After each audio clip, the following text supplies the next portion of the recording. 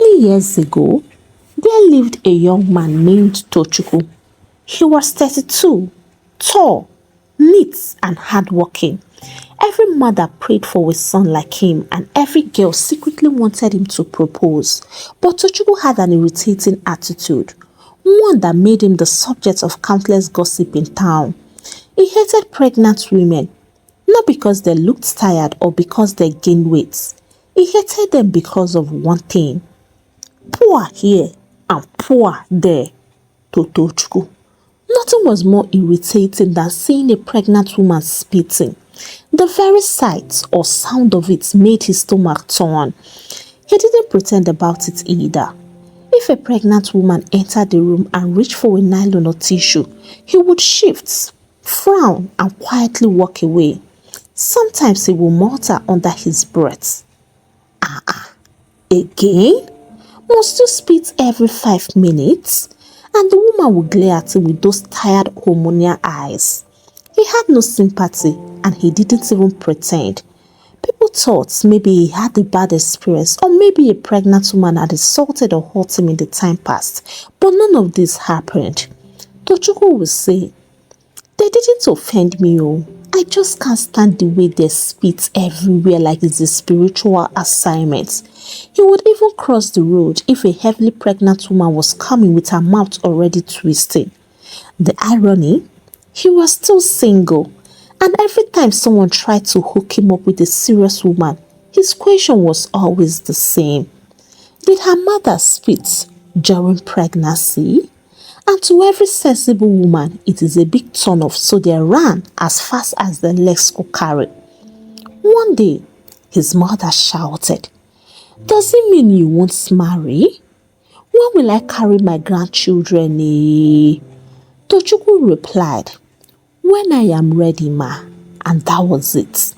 One bright Saturday, he had stepped out from a barber shop with a clean cut.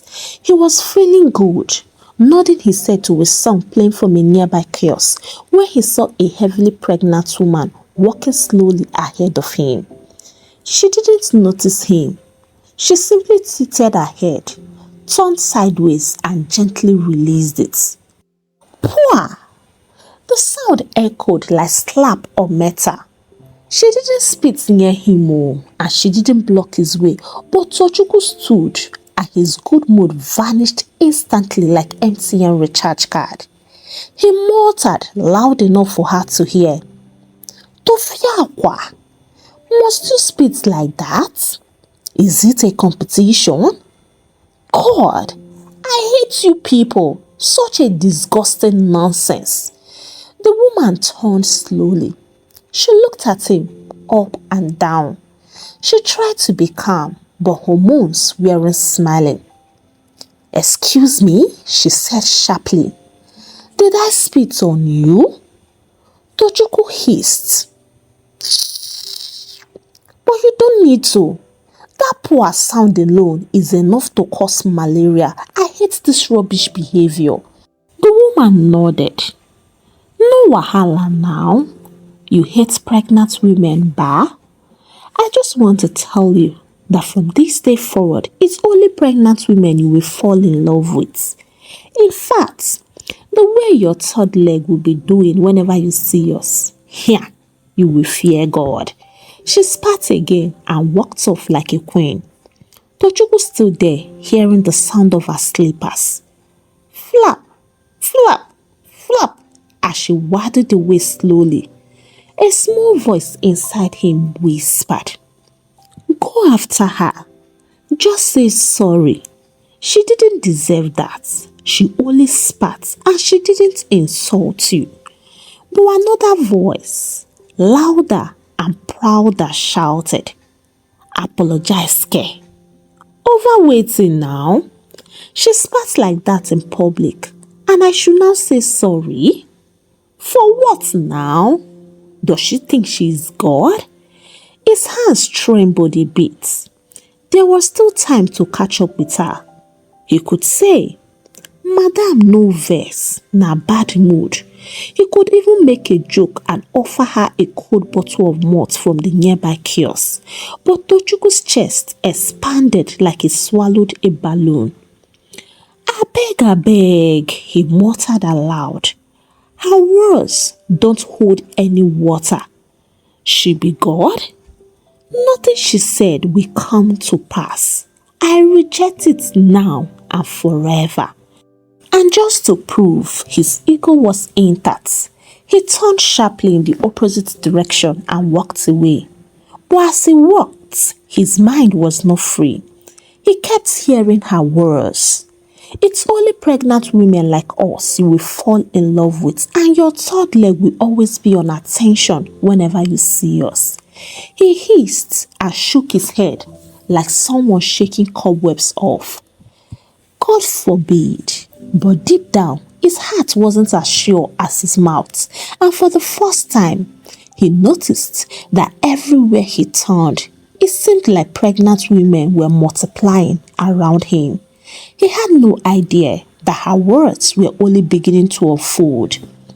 Days passed, then weeks. Tochukwu thought the matter had ended. He even boasted, "That woman? I beg ye." She was even lucky I even talked to her. If not for my upbringing, I would have finished her with my words.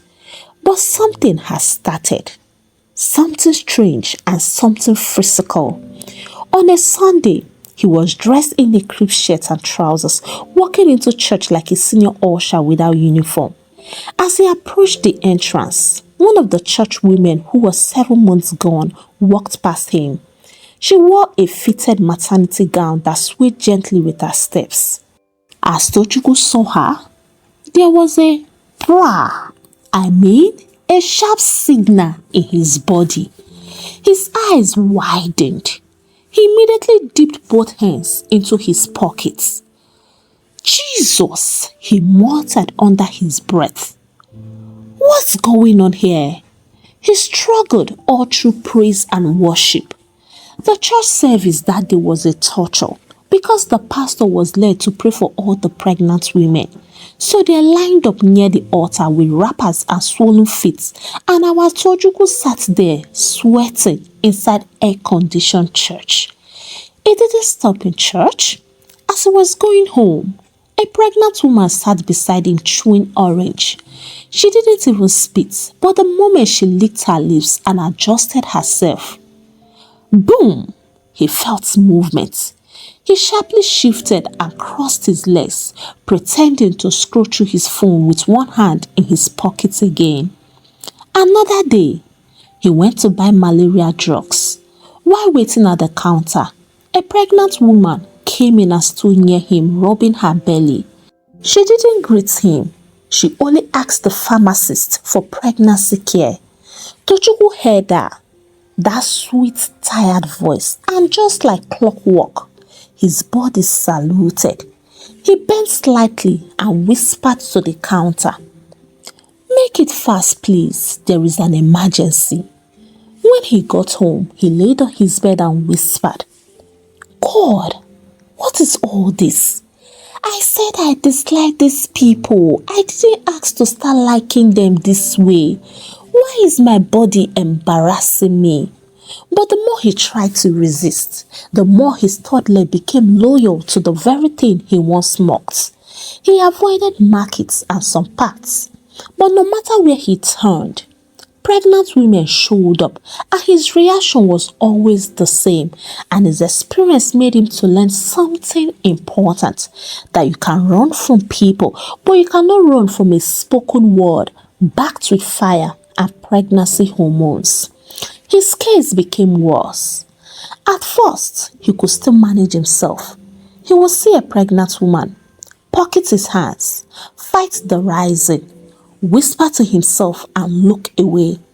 But one fateful morning, like a broken dam, all self-control collapsed. He was on his way to the bank when he saw another pregnant woman. She was licking mango gently and waddling across the road. He lost it. He crossed the road without looking left or right. Only God saved him. "Hello? Good morning, my queen," he shouted. "Please wait. Just wait. You are too beautiful and I like what I see. I want you to be my woman. The woman looked at him like a madman. Can't you see I am pregnant? I know, he replied, and that's why I love you. I want to take care of you. Let me replace your husband. I swear I won't stress you. Just give me this chance. She hissed, spat in his direction, and walked away. That day alone, he chased 5 pregnant women. Yes, 5. One was outside a boutique struggling to zip her bag. He rushed to her aid and said, I was made to serve women like you. Let me be your king. She screamed, Are you blind? I am married and 8 months pregnant. Let me replace your husband, Tochukwu shouted. You won't regret it. Another woman was catching her breath in the store. Tochukwu saw her and lost his balance. He ran to her. Please, you are the one. Just be my African queen, Biko. Augusta, I am pregnant, she replied. Exactly. That's what makes it complete. Allow me to be the new father to our unborn child. The woman raised her handbag and chased him with it. People gathered. One man shouted, Na madman be that now, but Tochukwu didn't care. When words got to his mother, she called a family meeting. Tochi, what is this that I am hearing? They said you now disturb pregnant women like mosquito. Tochukwu stood up proudly. Mama, it is not madness. It is love. I mean, real love.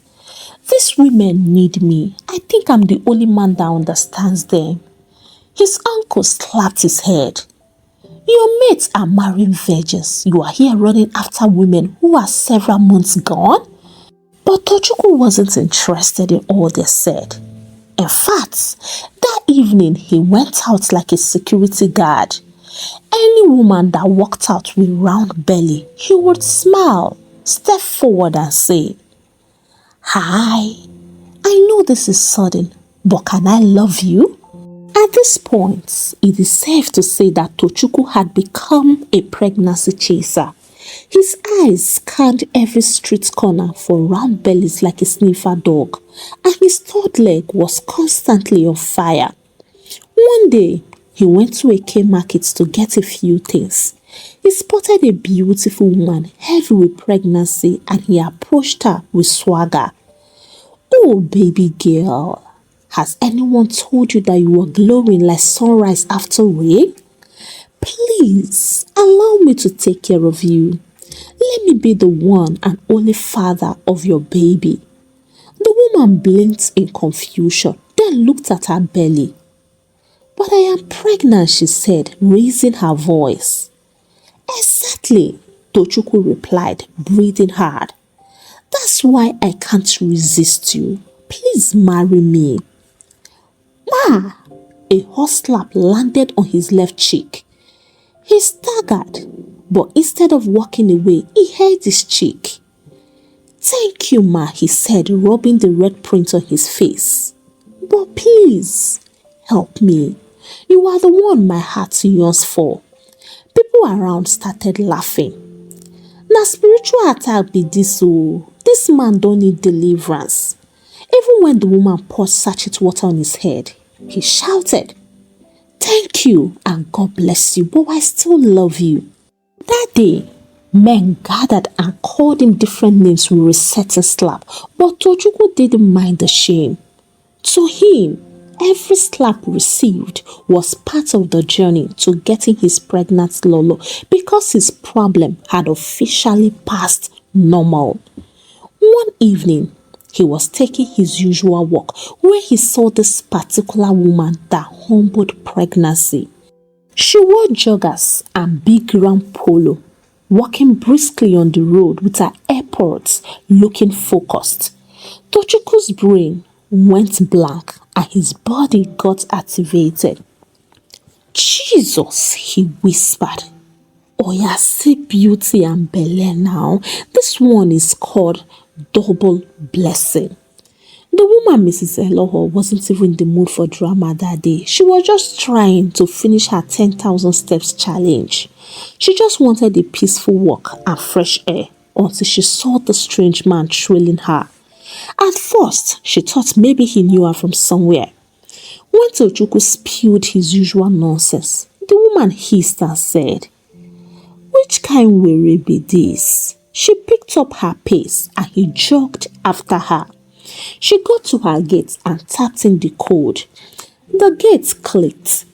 Tochukwu followed confidently like son of the house.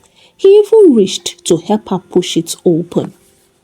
"Don't worry, sweetheart. I don't mind if your husband is around. I can explain."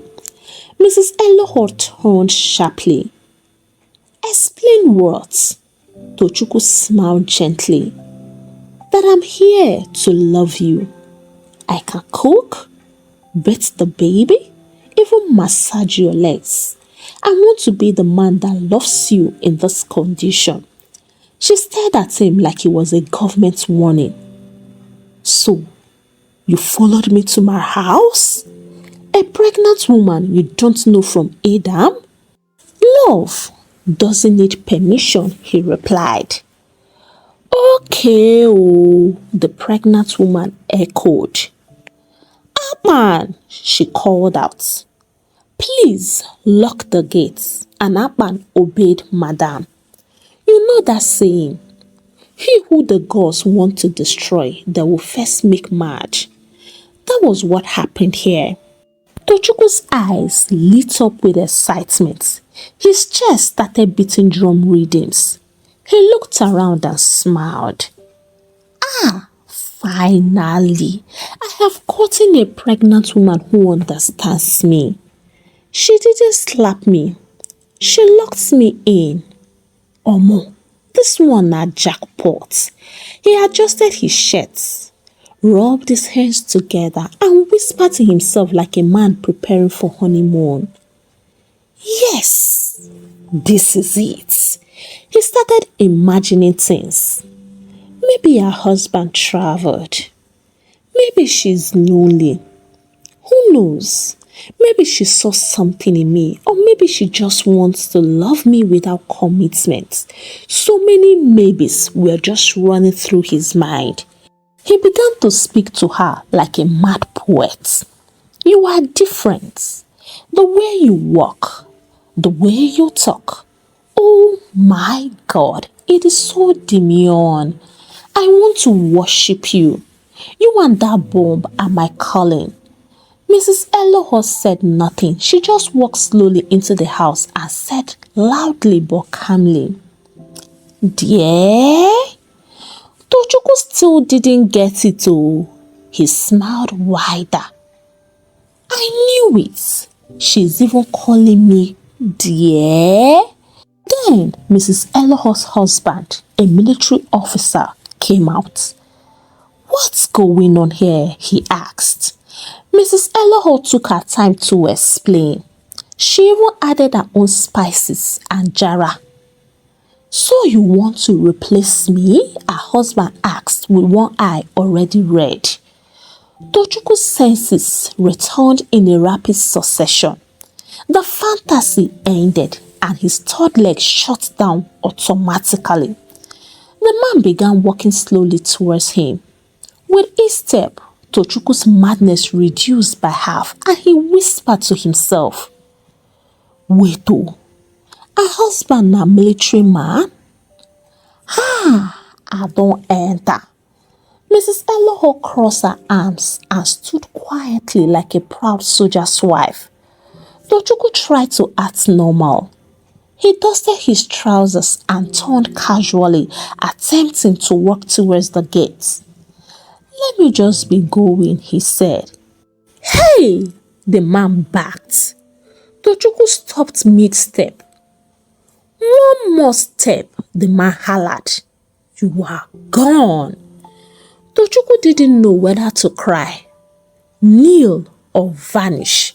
He stood still like a cement pillar. The military man stepped closer. So you followed my pregnant wife into my compound? No, sir. It's not like that, sir. I was just Pam! The slap sounded like accident. You followed my pregnant wife into my compound? I asked again. Do you want to breastfeed the child as well? The man cracked his knuckles. Tochukwu's legs wobbled, and the gate remained shut. Tochukwu stood there trembling like okra in hot water. The soldiers circled him like lion inspecting meat. Mrs. Eloho was tired, so she sat on the veranda with her legs crossed, watching the show like it was Netflix. So, the man growled, "You dey toast my pregnant wife? You even dared to follow her into my compound like government palliative?" Tochukwu stammered, sir, it's not like that, oh. Oh yeah, cool down, the man backed. Tochukwu dropped to the floor faster than network in the village. I need 30 press-ups now. Tochukwu started struggling. 1, 2, 3. By 5, his stomach was touching the ground like a bag of cement. The man laughed. Then he began. Whoosh! One blow on the back of his head.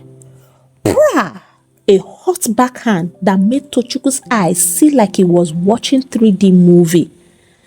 So, if I wasn't home, you for enter my bedroom join, Abi? You want to do daddy over another man's child? Trust a soldier now. Tochukwu cried like a baby goat. I will not toast any pregnant woman again, no. I promise. I am delivered. Please forgive me, daddy, sir. After 20 minutes of military flogging, Tochukwu lay flat, panting like someone who ran from Sokoto to Ibadan. The man entered the house.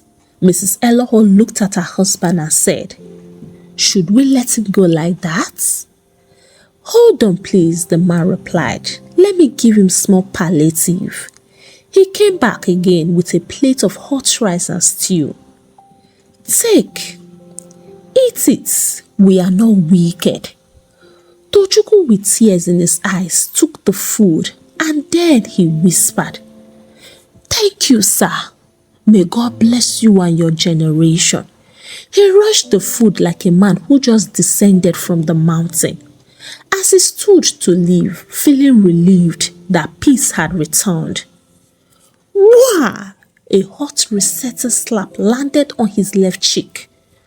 That one is for the next time you see a pregnant woman and forget your senses. He staggered. Another slap landed from the right. And that one is for your third leg. Chain it. The gatekeeper opened the gates under instruction and Tochukwu limped out. People outside stared, but he didn't look back. Of all the masbos he had received in the time past, only this one got to him. He was limping home like a wounded lizard. One eye slightly swollen and his lip was like puff puff. His dignity was nowhere to be found. Every step he took echoed pain. His back was on fire. His hand and his body were crying for sleep. But as he reached somewhere, about 3 poles from his house, he saw another pregnant woman glowing like moonlight after rain. She was licking ice block and minding her business, not even looking his way. But Tochukwu's body twitched. His brain shouted, "Oga, run oh." His spirit whispered, "Your body is in serious pain oh, so receive sense now. But his body turned without his permission and started walking towards her. He tried to fight it. No, not again. I just received military beating, but it was like he had no say again. He limped faster. The woman turned, saw his battered face, and instinctively clutched her handbag. Tochukwu smiled through cracked lips. Hi, I am so sorry. I just want to say you are beautiful. The woman frowned. What happened to you? You look like you just survived Iron Hand. Yes, so he agreed proudly, but I will take another round just to walk you home. I love you and I want to be your man. The woman stepped back. Can't you see I am pregnant? Tochukwu held his back because of pain, and then he said, Exactly, oh, that's why I am here. I don't want to hear about your husband. Let me replace him immediately. The woman gasped. Are you cursed? He blinked and looked at the sky. Maybe, or let's just simply say I am in love with what I can't control. The woman walked away and he started limping beside her like a loyal security dog. She hissed and started walking faster, but he was able to catch up. Even if you slap me now, I will collect it with joy. Please say yes. She stopped, looked at him with pity and confusion. She said to him softly, Oga, you need deliverance and not a woman. Then she stopped a bike just to stop the embarrassment. Tochukwu got home, limping like a soldier who lost a war he didn't register for. He didn't talk to anybody. He just got into his room quietly, and in that silence, for the first time in months, he got back to himself like the prodigal son. He whispered, What am I doing? How did I become this person? What kind of a man receives hot slap and still goes to toast another man's pregnant wife on the same day? He covered his face with both hands. This nonsense must stop.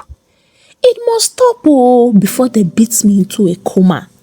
He remembered the woman that crossed him that day on the road, the one whose words set everything in motion. I need to find her. I need to beg her. Maybe that's my way out. So the next morning, he woke up early. He wore long sleeves to hide the bruises, brushed his teeth like a changed man, and prayed for the first time in weeks. Lord, I am ready. I know something is wrong with me. Help me to position that woman. Let her break this curse because I can't live like this again. He hit the road. He didn't even know her name or where she lived. All he knew was the street she spat on, the very place that turned his life upside down.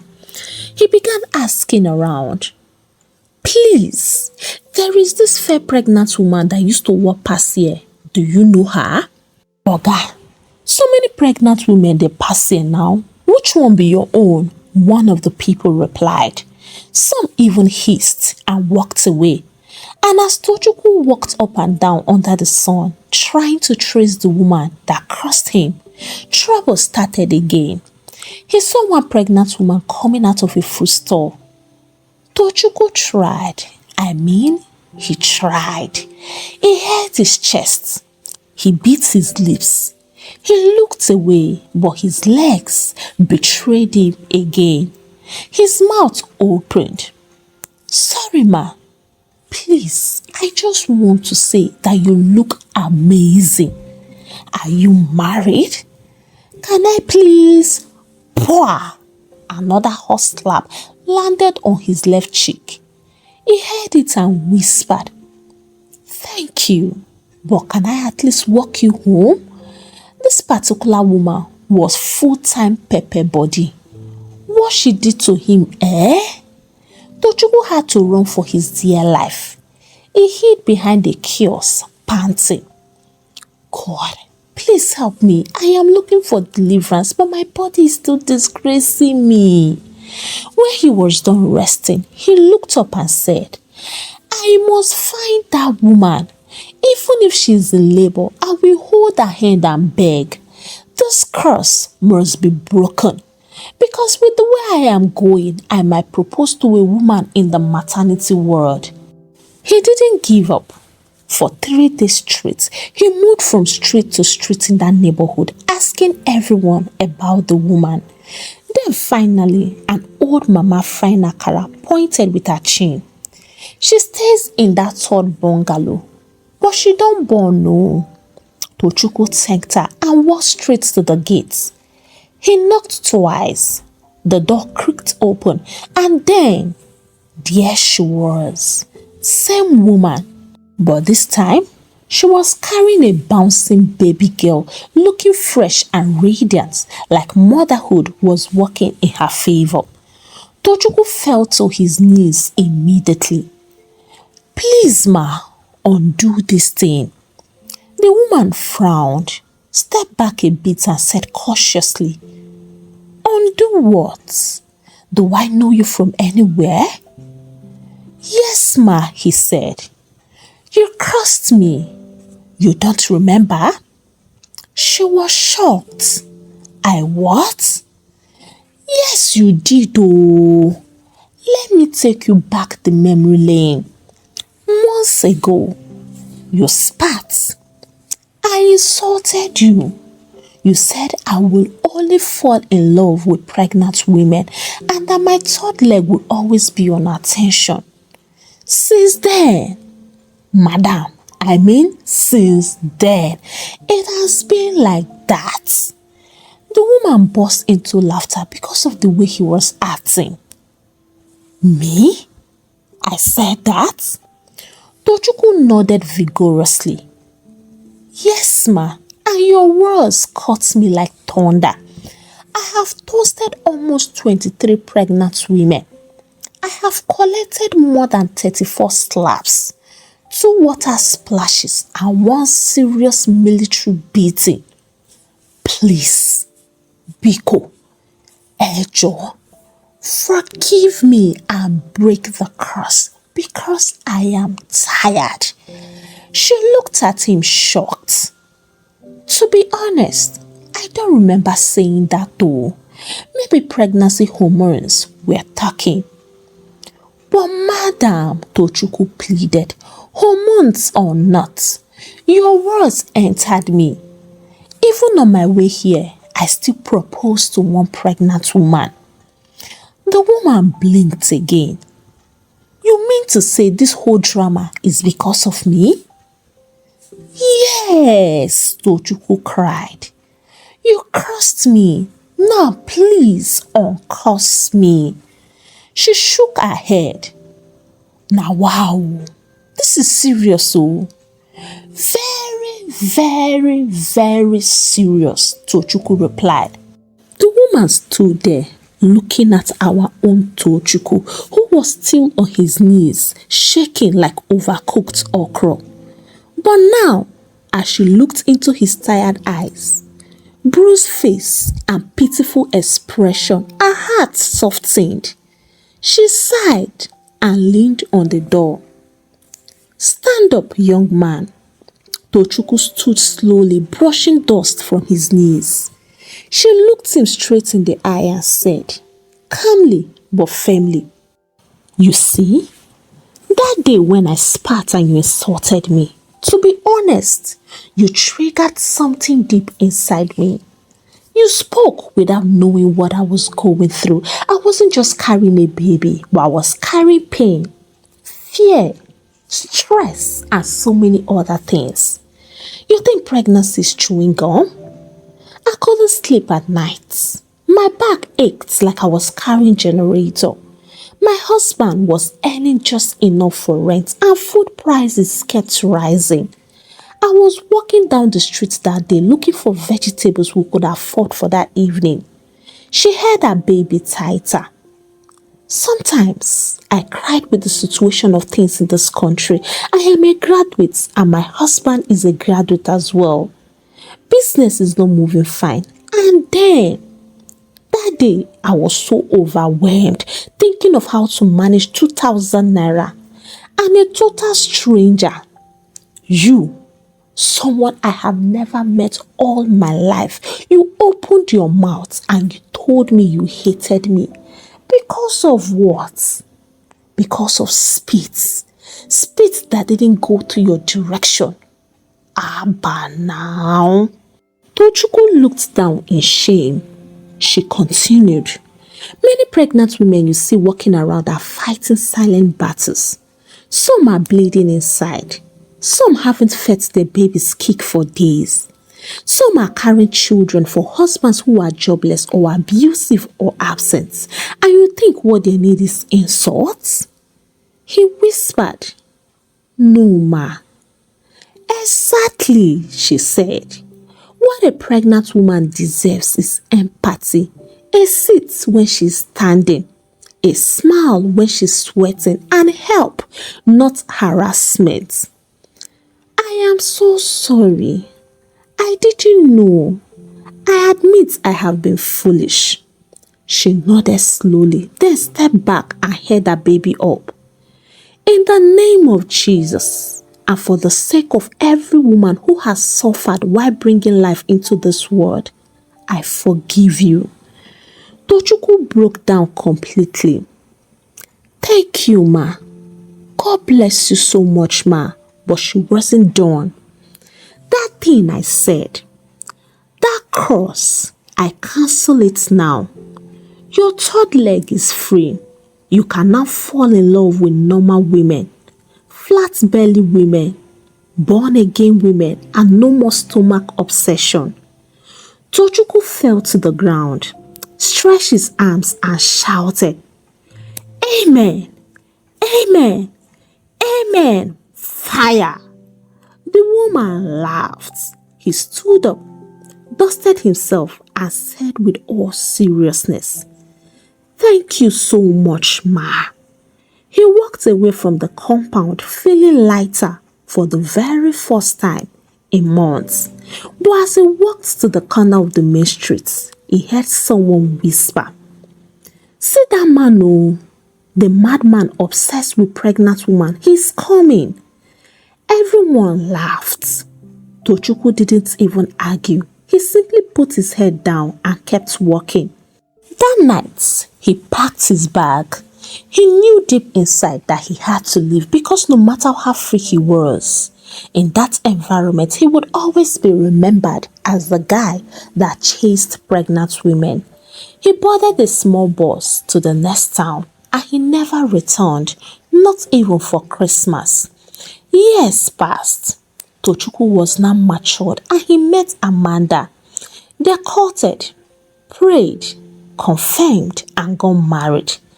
3 months into marriage, Amanda started waking up in the middle of the night. She would rush to the bathroom, spit, rinse and spit again. She couldn't keep food down. She spat into tissues, cups, bowls, even her palm if there was nothing close. At first, she was shy. I am sorry, babe. This thing disgusts a lot of people. Tochukwu just smiled and gently rubbed her back. Spit as much as you want, my queen. If it will make you feel better, then do it unapologetically. It will never disgust me. Not anymore. I once insulted a woman because of this and I paid dearly for it. But now, I understand. This spit is strength. This spit is sacrifice. You are carrying our future and I will honor you through it all. Amanda spat from the very first day she took in until the day she delivered because life has a special way of giving us a dose of what we mock.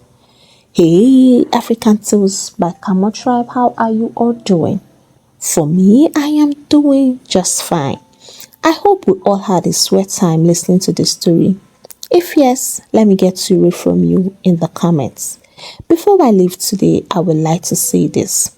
I know some of us laughed at what happened to Tochukwu, but hidden inside what happened to him or in the story in general is a deep warning. Never you take your words or actions lightly. Tochukwu insulted a pregnant woman in a moment of irritation, not knowing that her words, born out of pain, would affect him. He lost control of himself and became a mockery because of what he provoked. Now let me tell you what Proverbs chapter 26 and verse 2 says. Like a fluttering sparrow or irritating swallow, an undeserved curse will not land on its intended victim. But when a curse is deserved, when it comes from a heart you hurt or a pain you caused, the devil doesn't need permission because he has legal ground to act on. And that's where many people miss it. They keep praying and fasting, asking God to break things, but they never go back and make things right with the person they offended. Even God himself respects justice. If the devil is standing on a legal platform, God will fold his arms, not because he is powerless, but because he is just. Remember, Ecclesiastes chapter 5 verse 6 says that we should not suffer our mouth to cause our flesh to sin, and we should not say before the angel of the living God that it was an error. Some delays, some battles, and some strange patterns in people's lives are not because of village people, but because of what their own mouth or hands have caused. And so I say to you today, my dear Kamma tribe, be careful how you speak to strangers. Be careful how you treat people, especially the weak, the vulnerable, the stressed, and the hurting. Don't insult people out of pride. Don't spit harsh words out of anger because some people are carrying power in their pain. Now hear me clearly. If you know in your heart that you have offended someone, maybe a parent, a friend, a neighbor, a boss, a poor man you mocked, a woman you abandoned, or a servant you mistreated, don't sweep it under the carpet. Even if it happened years ago, go back and make peace. God prioritizes restitution before religion because repentance is not complete until restitution is done. This story of Tochukwu ended messy, but can I be truthful to you? Not everyone gets the chance to recover. So please, before you hurt someone with your words, I beg you, Madam Anoga, pause. Before you dishonor the weak, kindly think.